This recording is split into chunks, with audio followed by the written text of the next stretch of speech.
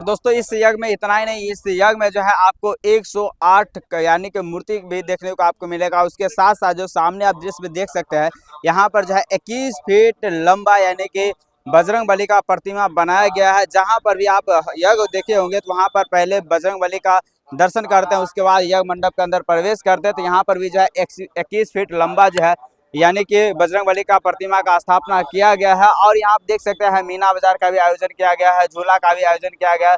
और स्क्रीन पे चलता हुआ वीडियो का आप गौर से देखेंगे, यहाँ पर जो है भव्य तरीका से कथा पंडाल का निर्माण किया जा रहा है।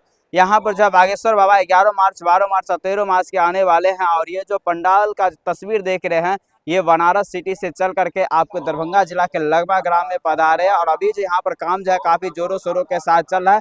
और इस पंडाल की जो लंबाई चौड़ाई है लगभग 1 लाख स्क्वायर फीट में भव्य तरीका से इस पंडाल को बनाया जा रहा है। और यहाँ पे स्क्रीन पे चलता हुआ वीडियो का आप देख सकते हैं, यहाँ पर जो है 200 से प्लस जो है तंबू आपको नजर आता होगा। तंबू मतलब छोटा छोटा घर, जिस प्रकार से आप महाकुंभ में देखे थे यहाँ पर जो है सभी संतों का रहने के लिए छोटा छोटा घर बनाया गया था।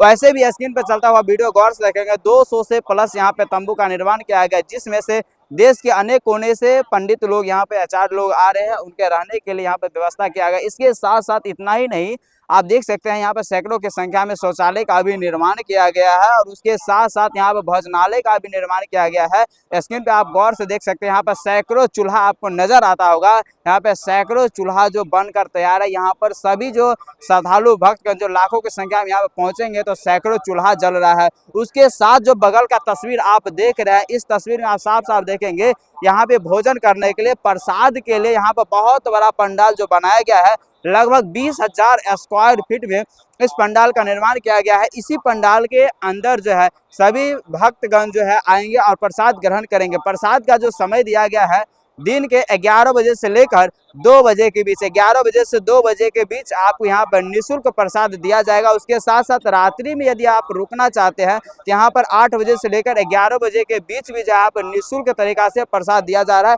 आप आसानी पूर्वक से जो है यहाँ पर देश के किसी भी कोना से आप आते हैं तो यहाँ पर जो है रात्रि का रहने का व्यवस्था है, सोने का, खाने पीने, हर चीज का यहाँ पर जो है समिति के द्वारा व्यवस्था किया जा रहा है। तो आप देश के किसी भी कोना से स्वतंत्र तरीका से आप इस यज्ञ में आ सकते हैं, क्योंकि हमारे मिथिला के पावन धरती पर पहली बार एक साथ 2 महायज्ञ देखने को मिल रहा है। तो कहीं न कहीं मिथिलावासी सौभाग्य के पात्र है, धन्यवाद के पात्र है। और इसमें और खुशी की बात है कि बागेश्वर बाबा का जो आगमन होने वाला, तो कहीं न कहीं इस प्रोग्राम में 4 चांद लगने वाला है। तो आप लोग कहाँ से इस वीडियो को देख रहे हैं और किसी भी प्रकार की इन्फॉर्मेशन चाहिए तो आप कॉमेंट कीजिए, नेक्स्ट वीडियो आपको दिखाने का प्रयास करते हैं। और आज जो है भव्य कलश शोभा यात्रा निकाला गया है, जिसमें हजारों की संख्या में कलश कन्याएं भाग ली है। 1008 कलश करना है। उसके साथ साथ 10,000 से ज्यादा के संख्या में सभी श्रद्धालु भक्त जो है कमला नदी के तट पे पहुंचे और यहाँ पर जो है जल भरण का काम किया जा रहा है। और यहाँ से प्रस्थान करके जो है यज्ञ मंडप के पास आपको ब्रह्मचर्य आश्रम, जहाँ से यज्ञ मंडप के पास पहुंचेगा, वहां पर जो है कलश पूजन का जो भी विधि व्यवस्था है,